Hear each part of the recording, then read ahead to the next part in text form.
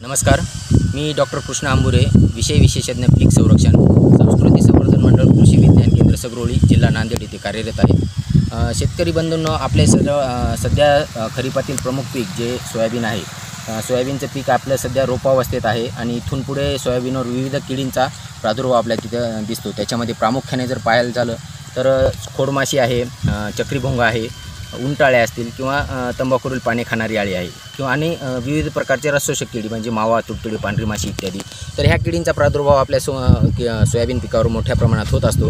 तर अशा वेळी आपण शेतकरी आपण काय करतो की डायरेक्ट रासायनिक कीटकनाशक आणून त्याची तिथं फवारणी करत असतो, पण याच्यामुळं पर्यावरणाचं मोठ्या प्रमाणात नुकसान होतं। तर आपण कोणत्याही कीड व्यवस्थापनासाठी एकात्मिक कीड व्यवस्थापनाचा जर अवलंब केला तर चांगल्या प्रकारे पर्यावरणपूरक कीड व्यवस्थापन होतं। याच्यामध्ये प्रामुख्याने जर सांगायचं झालं तर आपण रसशोषक किडींसाठी पिवळ्या रंगाचे चिकट सापळे तसेच निळ्या रंगाचे चिकट सापळे 8 ते 10 चिकट सापळे प्रति एकर तिथं वापरू शकतो। त्याचबरोबर पाने खाणारी जी आळी आहे, तंबाखूवरील पाने खाणारी आळी, ह्यासाठी आपण 5 कामगंध सापळे प्रति एकर ह्या प्रमाणात त्याचा तिथं वापर करू शकतो। त्याचबरोबर आपण ज्या काही अळीवर्गीय जेवढ्या किडी आहेत ह्या किडींसाठी जर आपण आपल्या शेतामध्ये पक्षी थांबे जर तयार केले म्हणजे 2 लाकडं जर असे टी आकाराचे बांधून आपल्या शेतामध्ये जर लावले तर त्याच्यावर येऊन पक्षी बसतात आणि त्यांच्या दृष्टीला पडलेले किडी ते वेचून खातात। त्याचबरोबर आपण 5% निंबोळी अर्काची तिथं फवारणीसुद्धा आपण करू शकतो।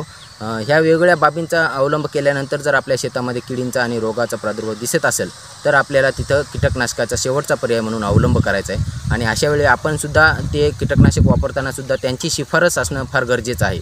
तर यावेळेस आपण सोयाबीनची जर शिफारस असेल तर त्याच्यासाठी आपण प्रोफेनोफॉस 20 मिली प्रति 10 लिटर पाणी किंवा लॅम्बडा सायलोथ्रिन अधिक थायमिथोक्झामे संयुक्त कीटकनाशक 2.5 मिली प्रति 10 लिटर पाणी किंवा क्लोरॅन्ट्रॅनिलिप्रोल 3 मिली प्रति 10 लिटर पाणी, या तिन्हीपैकी कुठलेही कीटकनाशक आपण त्या विविध किडींसाठी तिथं फवारण्यासाठी वापरू शकतो।